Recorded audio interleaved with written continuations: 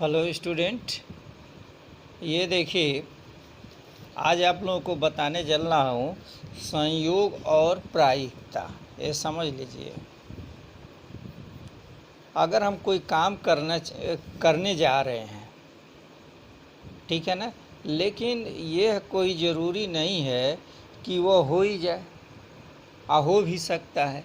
अगर हो गया, मान लीजिए कोई काम आप कर रहे हैं तो कोई काम हो गया तो संयोग बस हो गया, लोग कहते हैं कि संयोग से हो गया। ओके। और प्रायिकता क्या होता है? प्रायिकता ये होता है प्रोबेबिलिटी। जैसे मान लीजिए आप एक सिक्का उछालते हो तो हेड आएगा कि टेल आएगा ये आपको जानकारी नहीं है। हो सकता है हेड ही आ जाए, हो सकता है टेल आ जाए। तो एक सिक्का उछालने पे क्या आ सकता है? ये देखिए, हेड आ सकता है या तो टेल आ सकता है, ठीक है। तो इस तरह की घटना जिनके परिणाम हमको जानकारी न हो, उसे हम क्या कहेंगे? उसे हम प्रायिकता कहेंगे, ठीक है ना। तो ऐसे एक्सपेरिमेंट जो हम मान सपोज कर लीजिए हम कोई एक्सपेरिमेंट कर रहे हैं, तो एक्सपेरिमेंट के हर बार अलग अलग परिणाम आते हैं। आई बात समझ में? अगर सपोज कर लीजिए कोई घटना ई है, घटना ई है और घटना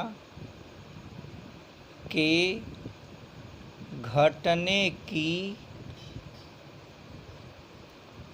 प्रायिकता ए है और घटना के न घटने की प्रायिकता जो है, या आप ये कह सकते हैं विधि कह सकते हैं। आई बात समझ में? इसको प्रायिकता न लिखिए, विधि लिखिए। आई बात समझ में? घटना घटने की विधि ये है और घटना के न घटने की विधि बी है। आई बात समझ में? तो घटना घटने की प्रायिकता क्या होगी? घटना घटने की प्रायिकता PE, probability of event, A/A+B होती है और घटना के न घटने की प्रायिकता क्या होगी? PE = B/A+B होती है। आई बात समझ में? तो देखिए PE + PE = क्या होगा? A/A+B, BA+B हो गया। इसको A और +B ऐड कर दें तो क्या लिखेंगे? A+B/A+B = 1 हो गया। आई बात समझ में? अब देखिए 2-3 और डिफिनीसन दिया है। यादृच्छिक प्रयोग, रैंडम एक्सपेरिमेंट। रैंडम एक्सपेरिमेंट क्या होता है? जब अगर सपोज कर लीजिए आप एक पासा फेंकते हैं तो क्या आता है? पासा फेंकने पे क्या होता है? प्रतिदर्श समष्टि यस बराबर क्या होता है? 1 2 3 4 5 6 होता है। ये देखिए, इसमें से कोई एक अंक ऊपर आती है। आई बात समझ में? तो जो अंक आया, जैसे सपोज कर लीजिए आपको 1 आ गया, तो इसे हम क्या कहेंगे? इसे हम परिणाम कहेंगे। आई बात समझ में? परिणाम कहेंगे। जैसे एक सिक्का उछालते हैं तो एक सिक्का उछालने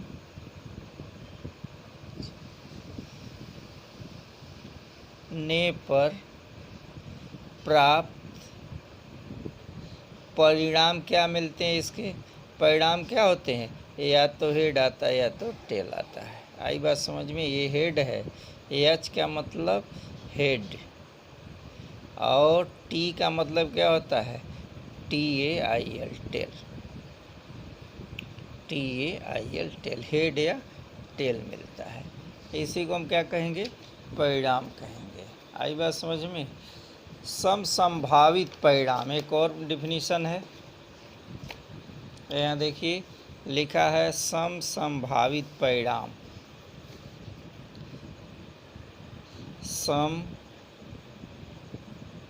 संभावित परिणाम। संभावित परिणाम क्या होते हैं? ऐसे परिणाम जिनके दोनों के घटने के परिणाम या घटने की प्रायिकता बराबर हो। जैसे एक सिक्का उछालते हो, एक सिक्का, तो क्या मिलता है? हेड मिलता है और टेल मिलता है। तो जितनी प्रायिकता हेड की है उतनी ही प्रायिकता जो होती है वो टेल की होती है। तो हेड और टेल की दोनों की प्रोबेबिलिटी समान हो उसे हम समसंभावी घटना कहते हैं। ओके, अब देखिए एक घटना की प्रायिकता, यही हमको परिभाषा है एक घटना की प्रायिकता।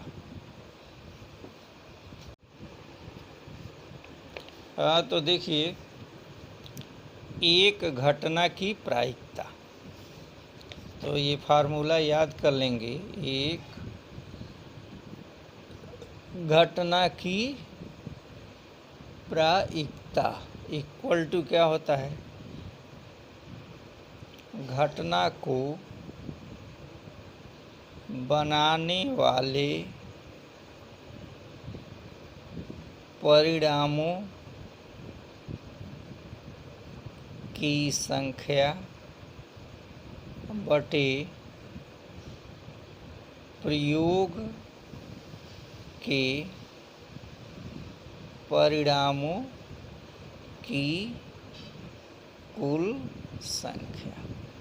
ये चीज़ है, यही हमको फार्मूला एक याद रखना है। आई बात समझ में? तो यह देखिए अब हम एक्सरसाइज बताएंगे, जितना बताया गया है उतना आप क्या करेंगे, एक बार वीडियो सुन लेंगे और वह सुन करके अपना क्वेश्चन करना शुरू करेंगे। हम देखिए हम क्वेश्चन बताने चल रहे हैं। आई बात समझ में? क्वेश्चन देखिए, क्वेश्चन नहीं लिखेंगे, हम सिर्फ सॉल्व करेंगे। अब यहाँ देखिए क्या चीज़ कह रहा है। लिखा है एक प्रयोग में आप परिणाम देख रहे हैं, उनको लिखिए। इस प्रयोग में क्या परिणाम है? देखिए पहिए को घुमाना। पहिए को घुमाएंगे तो क्या मिलेगा? ए मिलेगा, नहीं तो बी मिलेगा, नहीं तो सी मिलेगा, नहीं तो डी मिलेगा। ए देखिए यहाँ 2 बार लिखा है, लेकिन हम 2 बार नहीं लिखेंगे, हम 1 बार लिखेंगे। आई बात समझ में? तो क्या लिखेंगे? नंबर ए, एक्सरसाइज जो है एक्सरसाइज 5.3 क्वेश्चन नंबर फर्स्ट का ए। हम सिर्फ सॉल्व दे रहे हैं, आप किताब से देख लीजिए क्या क्या चीज़ का। इन प्रयोगों में आपके परिणाम देख सकते हैं, उसको लिखिए। पहिया को घुमाने, तो क्या लिखेंगे? पहिए को घुमाने पर प्राप्त परिणाम बराबर क्या होगा? ए, नहीं तो बी, नहीं तो सी और नहीं तो डी। आई बात समझ में? तो पहिए को घुमाने पर प्राप्त परिणाम क्या होगा? परिणाम होगा ए बी सी डी। हो गया, ये पहले का पहला है क्वेश्चन। उसके बाद क्या लिखा है ये देखिए, बी दो सिक्कों को एक साथ उछालना या उछालने पर प्राप्त परिणाम। अब देखिए 2 सिक्के को एक साथ उछालने पर परिणाम। 2 सिक्का, एक सिक्का उछालेंगे तो क्या मिलता है? हेड, नहीं तो टेल। समझ में बात आ गई? जब 2 सिक्का होगा तो 2 में मल्टीप्लाई, इसमें एक और एच और टी में मल्टीप्लाई कर देंगे। पहले सिक्के के एक सिक्के के लिए एच टी, दूसरे के लिए एच टी हो गया। अब इसको क्या करें? इसको हम मल्टीप्लाई कर देंगे। तो पहला एच एच, देखिए एच एच, कामा, फिर क्या होगा? एच टी, एच का टी में पहले इसमें मल्टीप्लाई किया, फिर यहाँ किया, फिर टी का इसमें करेंगे तो टी एच कामा, उसके बाद टी में टी का गुणा करेंगे तो टी टी हो गया। ये देखिए ये इसके परिणाम हो गए। समझ में बात आ गई। ये देखिए पहिया घुमाने पर, यहाँ देखिए पहिए को घुमाने पर क्या मिलता है, ए बी सी डी में से कोई एक मिलेगा। दो सिक्का उछालोगे तो क्या मिलेगा, ये चीज़ मिलेगा। आई बात समझ में। एक अभाज्य। अब देखिए क्वेश्चन देखिए, जब एक पासे को फेंका जाता है तो निम्नलिखित प्रत्येक परिणाम में से प्राप्त होने वाले परिणाम को लिखिए। अगर हम पासा फेंकेंगे तो क्या मिलेगा। क्वेश्चन नंबर दूसरा,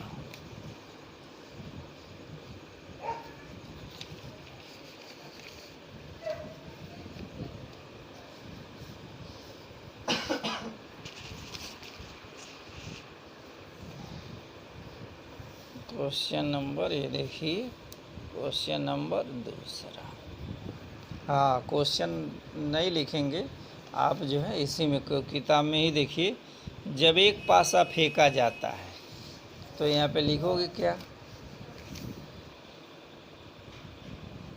एक पासा फेंकने पर प्राप्त परिणाम क्या होगा, 1 2 3 4 5 6। समझ में बात आ गई।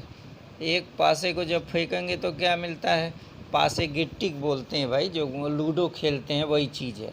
1 2 3 4 5 6 कोई एक मिलेगा। अब देखिए इसमें क्या है, अब इसमें दिया हुआ है क्वेश्चन, इसके आधार पे क्या लिखना है। पहला नंबर 1 में ए दिया हुआ है, एक अभाज्य संख्या। तो इसमें अभाज्य संख्या क्या क्या है, तो यहाँ देखिए 2 3 5। आई बात समझ में। तो क्या है, 2 3 5 है, तो यहाँ लिख देंगे 2 3 5 हो गया। एक अभाज्य नहीं है, इसका बी पार्ट में दिया है एक अभाज्य संख्या नहीं। तो अभाज्य संख्या नहीं, तो जो बचा हुआ है वही लिख दीजिए। तो अभाज्य संख्या, क्योंकि ये अभाज्य संख्या है तो 1 4 6, 1 4 6। बात समझ में आ गई। अब ये पहले का ए पार्ट है, पहले का ए बी पार्ट है।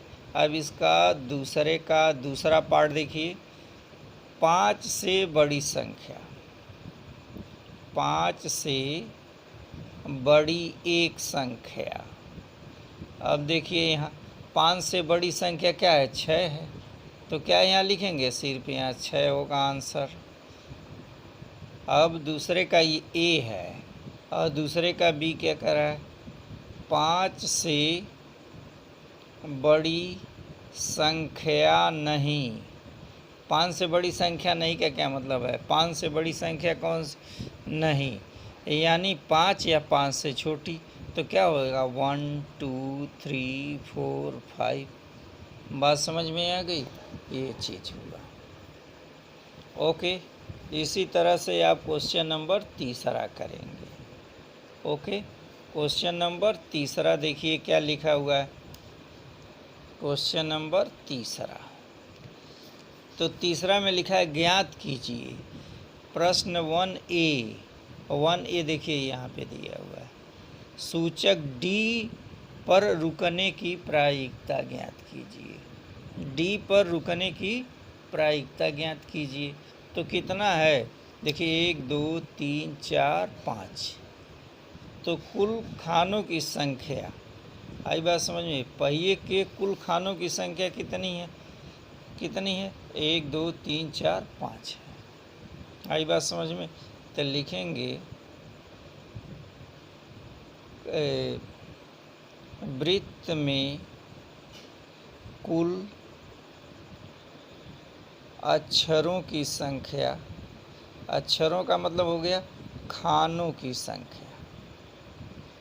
देखिए कितने खाने बने हुए हैं, 1 2 3 4 5 बने हैं। कुल खानों की संख्या बराबर कितना हो गया, 5 लिखा है। तो डी पर रुकने की प्रायिकता, सूचक के डी पर रुकने की प्रायिकता, ये देखिए इसका पहला पार्ट, सूचक की डी पर रुकने की प्रायिकता। तो डी कितना दिया हुआ, डी 1 दिया है और कितने हैं ये 5 हैं, तो 1/5 हो गया। आई बात समझ में, इसका आंसर क्या होगा, 1/5 हो गया। ओके, उसके बाद से देखिए क्वेश्चन नंबर इसमें क्या लिखा है, अच्छी प्रकार से फेंटी गई 52 पत्तों की एक गड्डी में से एक इक्का ज्ञात करने की प्रायिकता ज्ञात कीजिए। आई बात समझ में, एक इक्का प्राप्त करने की प्रायिकता क्या होगी। तो ताश के 52 पत्तों में कितना होता है, ये देखिए ताश की गड्डी में पत्तों की संख्या, इसका बी देखिए, ताश की गड्डी में पत्तों की कुल संख्या इक्वल टू 52। इक्का, ताश की गड्डी में इक्का के पत्तों की संख्या, इक्का कितने होते हैं, 4 होते हैं। आई बात समझ में, तो क्या लिखेंगे, इसकी प्रायिकता बराबर, प्रायिकता बराबर कितना होगा, 4 बटे कुल पत्तों की संख्या कितना है, 52 है, 4 1 4 13 हो गया। आंसर क्या होगा, 1/13 हो गया, ये इसका आंसर हो गया। आई बात समझ में। अब देखिए लास्ट इसमें है क्वेश्चन सी, देखिए एक लाल सेव प्राप्त करने की प्रायिकता। अब देखिए कुल सेवों की संख्या कितनी है, 1 2 3 4 5 6 7 सेव हैं, 7 सेव हैं, और 7 सेव में से लाल रंग के कितने, रेड कितने, 1 2 3 4, तो 4/7 हो गया। आई बात समझ में। तो यहाँ लिखेंगे कुल सेवों की संख्या, पहला है लाल रंग के कितने सेव हैं, ये हैं 4 हैं, और ग्रीन हरा,